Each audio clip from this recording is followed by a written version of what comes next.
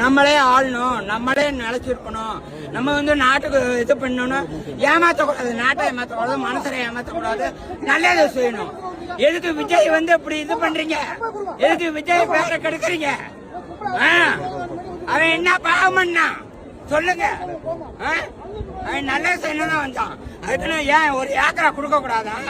ஏன் இடம் நான் வாங்கி போட்ட இடம் சந்தோஷமா கொண்டாடுனீங்கல்ல, அத்தனை கொட்டு மேல வச்சுக்கல. கொட்டு மேல வைக்க கூடாது, ஆடக்கூடாது, பாடக்கூடாது, அந்த ரவுண்டா அவளை குறி கட்டக்கூடாது, அந்த கட் அவுட் வைக்கணும். என்ன பாவம்? என்ன நீங்க ஆட்சி ஆளணும்? நீங்க என்ன அப்படி ஆட்சி நடத்துறீங்க? என்ன மக்களுக்கு நல்லது செஞ்சுட்டீங்க?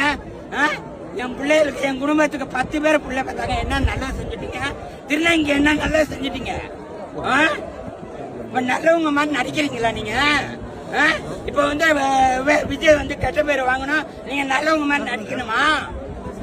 சொல்லுங்க. கோடிக்கணக்கான மறக்கட்டும், இந்த ஒரு திருநங்கை நீங்க பதில் சொல்லுங்க, சரிங்களா? விஜய் யாரும் கெட்ட பேர் சொல்லக்கூடாது. அவரை நல்லவரு, வல்லவரு, அடுத்த ஆட்சி ஆளுவாரு, சரியா? யாருமே திருநங்கைக்கு அவர் நல்லா செய்வாரு, சரியா? எங்க இவரை செஞ்சாரு, யாரு இவரை கலைஞரையா செஞ்சாரு. கலைஞரையாவ போட்டோம், எங்க ஜெயலலிதாமாவோட போட்டோம். ஆனா இவங்க நல்லா செய்யற மாதிரி எங்களுக்கு தெரியல. ஆனா விஜய் வரட்டும், நல்லது செய்யட்டும், நல்ல பேரை பார்க்கணும், நாடு செழிக்கணும், நல்ல மழை பெய்யணும், ஊர் செழிக்கணும், ஊர் மழை பெய்யணும், உத்தார உறவார எல்லாம் நல்லபடியா இருக்கணும். பிள்ளையோட சந்தோஷமா இருக்கும்.